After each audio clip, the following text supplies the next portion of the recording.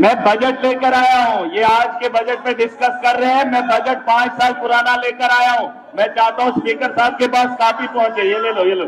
एक कापी उनको भी, भाजपा वालों के पास भी पहुंचे और यहाँ पर जो सरकार में इनके पास भी पहुंचे। ऐसे नहीं, और मुझे सर मैं बात कर रहा हूं।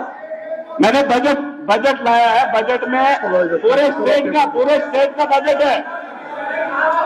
2020 और 21 में बजट आया था डिस्ट्रिक्ट कैपेक्स में 521 करोड़, जिसमें से लैप्स हुआ है 345 करोड़। सुन लीजिए, 2021 और 22 में ये डिस्ट्रिक्ट कैपेक्स की बात बता रहा हूं। पूरे स्टेट का बजट आया था 297 करोड़, लैप्स हुआ है 122 करोड़।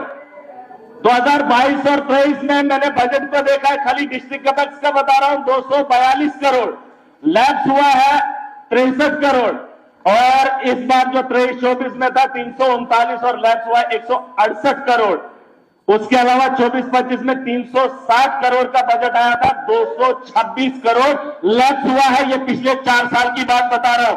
सर इस बजट को इसलिए मैं बताना चाहता हूं क्योंकि सरकार की पॉलिसी रही थी, मैं जब बीडीसी रहा था, एक इंटेंशन क्लियर था मोदी सरकार का कि ब्यूरोक्रेसी को बिठाकर पैसे को लैप्स करवाना और जम्मू कश्मीर को खस्ता हाल बनाना, ये इनका सपना था सर।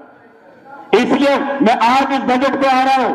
हमारे इस बजट में नौजवानों की बात नहीं हुई, हमारे मुलाजमों, कैजुअल लेबर जो प्रोटेस्ट कर रहे हैं। अगर सरकार के पास बजट में उतना पैसा नहीं है, लेकिन सरकार से मैं उम्मीद करता हूं कि उनकी तनख्वाहों को बढ़ाया जाए, उनके जो वेजेस हैं उनमें थोड़ी सी बढ़ोतरी की जाए ताकि उनके रोजगार में भी इजाफा हो। और सर एक बार मैं बताना चाहूंगा, डेवलपमेंट की बात हुई, स्कूलों की बात हुई, हॉस्टल को बेहतर बनाने की बात हुई। मेरे गांव अब शहर में तब्दील हो गए। हमारे जो प्राइमरी स्कूल हैं उन्हें भी प्रियोरिटी पे अपग्रेड किया जाना चाहिए। जो सब सेंटर पे होने के बारे में भी सोचा जाना चाहिए। और जिन गांवों के अंदर हॉस्टल अभी तक नहीं, इलाके के अंदर, वहां पर भी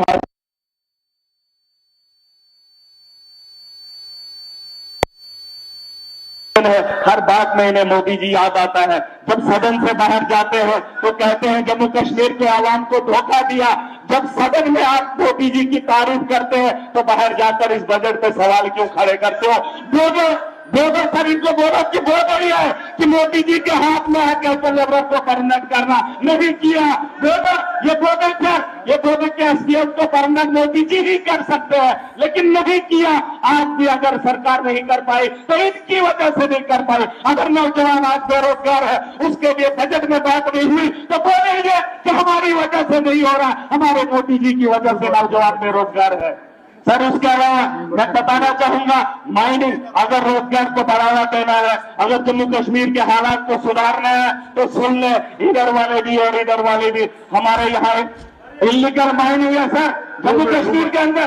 सर जम्मू कश्मीर के अंदर इलीगल माइनिंग है, उसको लीगलाइज किया जाना चाहिए। छोटे छोटे ठेकेदारों को उसमें टेंडर देने का मौका दिया जाना चाहिए। हमारे नौजवान बेरोजगार है, माइनिंग को लीगलाइज किया जाए। मैं यहाँ जम्मू के अंदर देख रहा हूँ क्रशर बनाए हैं, बाहर के लोग आए हैं, एसडी मलिक ने अथॉरिटी दी है, कोई कागज नहीं है। बीच नदी में, बीच चनाब के अंदर इन्होंने जो है अपने क्रशर लगाए हैं, इंस्टॉल किए हैं, बजरी ढो रहे, रेत ढो रहे, कोई पूछने वाला नहीं, कोई रियलिटी नहीं। हम सफीर की तरह हैं, हम लोग सफीर हैं जो मस्जिद के लिए चंदा करने जाते हैं, हम लोग सफीर हैं जो मंदिर के लिए चंदा करने जाते हैं। लेकिन जब हमारी जेब में लाखों रुपए का चंदा आता है तो सर लाख रुपए में से 99,000 जेब में रखता है वो सफीर, और 1,000 का चंदा मस्जिद की कमेटी को देता है, 1,000 का चंदा मंदिर की कमेटी को देता है, तो वो मंदिर तामीर नहीं हो जाता है। जम्मू कश्मीर को बदहाली से निकालने के लिए करप्शन को रोकना पड़ेगा। सर सुन लीजिए, मेरे चिनाब को नया चिनाब बहता है, तभी बहती है, इसमें माइनिंग इलीगल नहीं है। इसका फैट ऊंचा हो रहा है, फैट हमारा पत्थर पाकिस्तान जा रहा है, हमारी रेत पाकिस्तान जा रही है, लेकिन हमारे बेरोजगार नौजवानों को खाने नहीं दिया जाता है। चिनाब को क्या, चिनाब के सर एक मिनट मैंने बताया, एक मिनट बुलडोजर को देख लेना, रेत के ट्रैक बने हैं, वो बैठ से थैंक यू शुक्रिया। इलीगल माइनिंग इसी के साथ हमारी आज की कार्रवाई खत्म होती है। हम कल 11 मार्च मंगलवार सुबह 10 बजे फिर मिलेंगे। शुक्रिया इंशाअल्लाह।